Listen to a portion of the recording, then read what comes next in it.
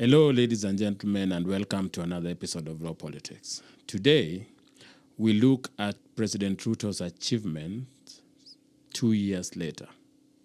Remember, the president was sworn into office on September 13th, 2022. By approximation, that would be 2 years by today. Now, we want to look into, has he succeeded to fulfill some of his promises, or has the president flopped? If this is a topic you are interested in, please stay tuned. And if you're watching for the first time, I urge you to take a moment and subscribe to the channel so that you don't miss similar videos. I would also appreciate if you dropped a comment so that I know your views on this particular issue. Share this video with friends if you found it useful. And as usual, don't forget to like the videos so that YouTube can recommend it to others. Otherwise, let us move into the subject of today. So, how do we determine whether President Ruto has succeeded in the 2 years that he's been in office, or whether it has been a complete failure? Well, this is very easy, ladies and gentlemen. All we need to do is to look at what Ruto, the president, promised to do. Then we can now say he promised to do this and he has not done it. An example would be we go through what he promised in his manifesto. If you could remember, President Ruto's manifesto was better. It's called Bottom-Up Economic Transformation Agenda. And it has several pillars. It has agriculture as a pillar, that is improving agricultural value chains. It has universal health cover, ensuring that every Kenyan can access decent health care services. It also has the micro, small, medium enterprise economy. This is how do you help those of us who are maybe in informal setups in terms of employment? How do you help the counties grow in terms of value addition and other things? We also had, as a pillar, education. And under education, the president looked at the gap that existed in education in terms of teachers, in terms of facilities, and he promised that he would hire teachers and he would fix the education model in terms of funding. He promised that he would hire teachers and fix the higher education funding model. Another thing that the president was focused on was the digital economy. We call it the digital superhighway and creative economy. So the president was like, how do we digitize our services so that it can reach many people and eliminate unnecessary bureaucracies? Also, he was like, how do we ensure that most of our young people who have skills and can create content can actually earn from it? And the president was also concerned that is it possible that we could take advantage of the online jobs that do exist? Another pillar was affordable housing. The president was looking into what are the best ways of eradicating slums and ensuring that Kenyans live in dignified houses. And lastly, the president was concerned about how to create jobs. So far, we have mentioned the promises that the president made. He said he would create jobs. Don't forget that. The president said that he would build houses so that we can eradicate slums. The president promised that he would fix our education by hiring teachers and fixing the funding model for the university.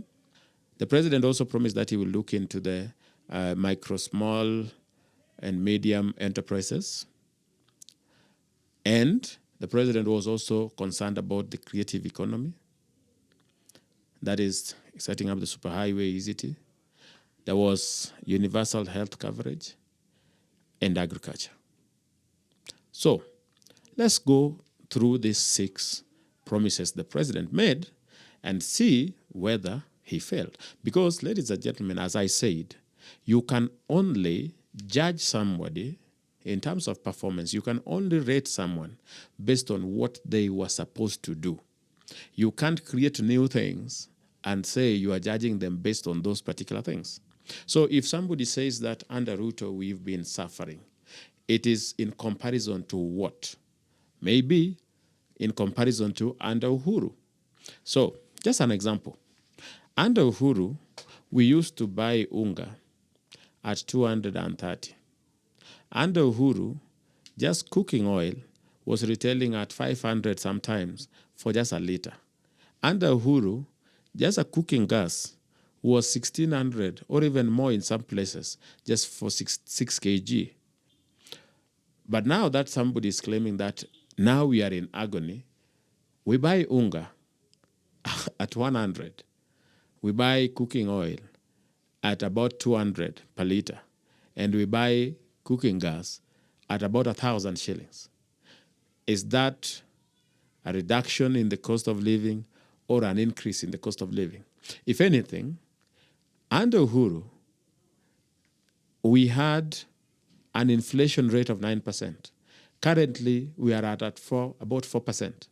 That is not an increase in inflation. That is a decrease in inflation, which means the cost of living has gone down considerably.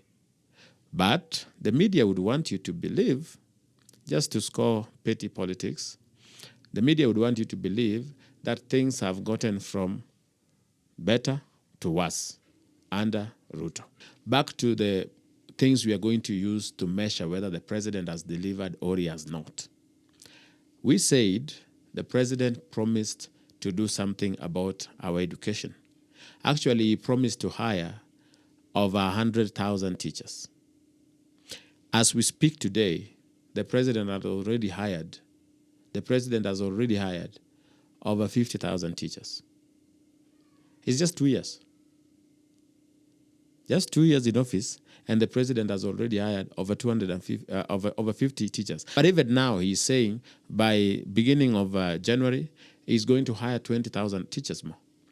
If you asked me, if somebody promised that he's going to hire 100,000 teachers within the time frame that he would serve, and so far he has hired 50,000 or more, is that somebody who is failing? Is that agony? Is that suffering? Would you classify that as a fail in 2 years? I don't think so. Before that, the president had said that he will do something. After meeting stakeholders from universities and higher learning institutions, he sat down and he said, let us find a way. Let us come up with a model that is going to keep our kids in school, ensure the universities have enough fund, and also ensure that our lecturers are paid.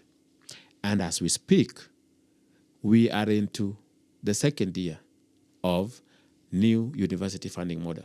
While there are people who have brought in concerns and etc., they are looked into, but we have something that is better than what we had before. Ladies and gentlemen, would you say that that promise that was made has not been kept? In my opinion, if you promise to fix something and you do it, it doesn't matter if people are questioning it. The fact is you've done it and it has been rolled out and it is helping people. And to make matters even better, the president is somebody who is listening. He is also listening to people who are bringing in new input. He is sitting down with them. He is explaining, this is why I think the funding model should be like this. And other people are saying, no, we think it should be like this. But people are agreeing that we need something new, and that something new, the president has already initiated it, and it is going on, and it is helping, and lecturers are getting paid. Universities, according to the VCs, they have paid their staff. So it is working. The president promised, the president delivered. Okay, that is education. let us move to agriculture. The president, apart from education and apart from agriculture, the president also talked about the micro, small, medium enterprises. And he said that he wanted, because he knows that 85% of Kenyans work in those particular sector, the small, the micro, small, medium enterprises. And so he said he want to make it easier for these people to make more and also to be involved in the growth of the country. So what has the president done? First of all, the president has ensured that almost each and every county, so far over 21 counties, have aggregation centers where you will bring your products and etc. and then the value, they will go through value addition, etc. And that is happening. That is a promise the president made. That is a promise the president is in the process of keeping. 21 out of 47 counties, in my opinion, that is over. That is close to 50% in 2 years, that is. So we have aggregation centers in counties, and industrial parks are also being constructed almost in 19 counties as of today. This is just to ensure that the small traders, the micro businesses that we have, can have places where they can do value addition and also even to market and export their produce. Then there is another thing, financial inclusion. Just still under this, there are people who are really in need of loan to start their businesses, but the terms of loans out there are not conducive for majority. So what did the president do? The president launched Hustler Fund. And this Hustler Fund is divided into individual loan and the Biashara loan and the group loan. Now, individual loan is about financial inclusion. Majority of people at the bottom of the pyramid are people who cannot access any loan. So what was available to them were these predatory lenders who would lend you at maybe 300% per annum interest, which was beyond what majority could pay. They found themselves blacklisted in the credit in the CRBs. Now, the president solved this by introducing Hustler Fund. Hustler Fund gives this person at the bottom of the pyramid an opportunity to get a loan at 8%, which per annum, which if you are to pay, let's say an example of you take 500 shillings, you would return that 500 shillings with maybe 5 bob or even 10 bob if you are paying within 2 weeks. It's very minimal, something that people can handle. And to show that it was a good idea, over 21 million Kenyans are using that particular service. Okay, so while others have not repaid back as expected with such unsecured loans, but it is now self-sustainable, meaning that there are people who borrow and refund and repay and borrow again. So it is self-sustainable. Now the government doesn't have to now add more money to it as of now. It is self-sustainable. Why? Because the president wants to include people financially, wants to improve financial inclusion so that even those of us who are at the bottom of the pyramid, we can have access to some money to start small businesses. And there's case study, there are stories of success just under the issue of the Hustler Fund. So this is under under micro, small, and medium enterprises. Okay. The president promised to do something, and he has done that something. You have Hustler Fund under that. You have country aggregation centers. You have industrial parks and other financial inclusion mechanism that the president has launched. On the issue of health, the president was categorical. He promised that he would come up with a good health cover, a better health cover than the joke we currently have, the one that only favors those who are in high tier, those who are civil servants, etc. The president said that he's coming up with a good health cover that is going to favor all of us. And as we speak today, the laws are there, everything is there. It's just a matter of waiting for the rollout. He promised, it is there. As we talk today, the community health promoters are there, working, doing their work, as the president promised. Over 100,000 of them.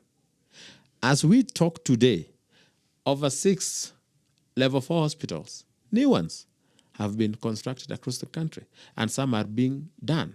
So the president promised that he's going to do something about health, and he has done. ladies and gentlemen, would you now say that that is a complete failure? Finally, we've talked about health. We've talked about micro, small enterprises. We've talked about education. We've spoken about agriculture. We've talked about the digital economy. Let us talk about affordable housing. The president was categorical. He looked at the way 75% of people in Nairobi, for instance, live in informal sectors, informal dwellings, places that do not have the basic amenities. And he said, let us now build houses. And these houses, we have social houses, and then we have others that are meant for those who can actually pay. But the social houses are for people who have low income, the ones who are living in slums, so that we can eradicate slum. As we speak now, over 100,000 houses have been built. That is in 2 years, over 100,000 houses have been built. And it has created thousands of jobs, as President Ruto had promised. So he promised he will do this, and he's doing it, and it is bearing fruit. And then finally, let us talk about jobs. The president also promised to create jobs, and I've just given an example of how he's creating jobs through affordable housing. He's creating jobs through the digital economy, and now the president is also looking for jobs outside the country. As we speak today, over 250,000 jobs are available for Kenyans. All you have to do is know some basic German and then go and work there. This is the president looking for jobs. And it is not just in Germany. The president has done this in Saudi Arabia. If you went to, I always keep telling people, if you went to the Ministry of Labor website, you will get so many jobs, thousands of jobs. You will be shocked. And these are jobs that the government is giving you their guarantee that they are the ones that are negotiating for these jobs. So they are safe jobs. That is not like the way some people are ferried like contraband out of the country, and then they go and get treated like slaves. No, these are just you going to work, and your government knows where you are, and your government protects your right. So in terms of creation of job, the president is doing that through through affordable housing. Now we've launched the environmental project where over 20,000 Kenyans just in Nairobi alone will be recruited to help rehabilitate rivers and other places. So these are going to create jobs in the meantime. But long term, the president is wooing investors to create. The president is wooing investors so that they can build industries around here. Is also promoting local manufacture by imposing taxes on imported things. So far, the president is looking for how do we promote the local job industry, and is doing so well there.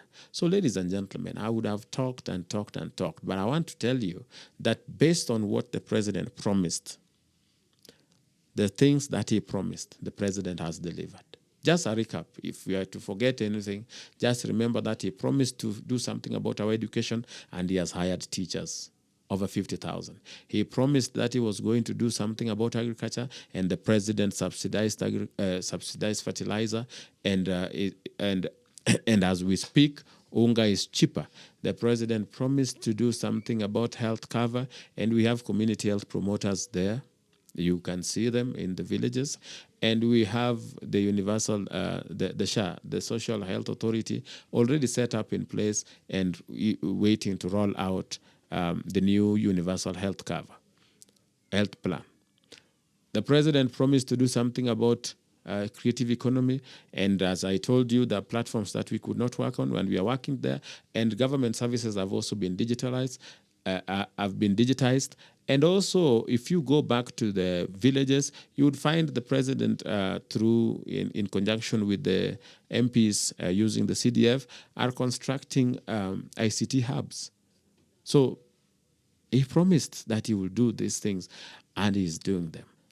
Otherwise, if you found this video helpful, Please share it with friends. Drop a comment. Let me know. Also like it. If there is an area you don't agree with, or if you have contrary view, as usual, feel free to share your views in the comments, and I'll engage you on this particular subject. Let us examine Ruto and rate him based on what he promised and versus what he has delivered in the 2 years. Otherwise, let us meet in the next video. And don't forget to like this video.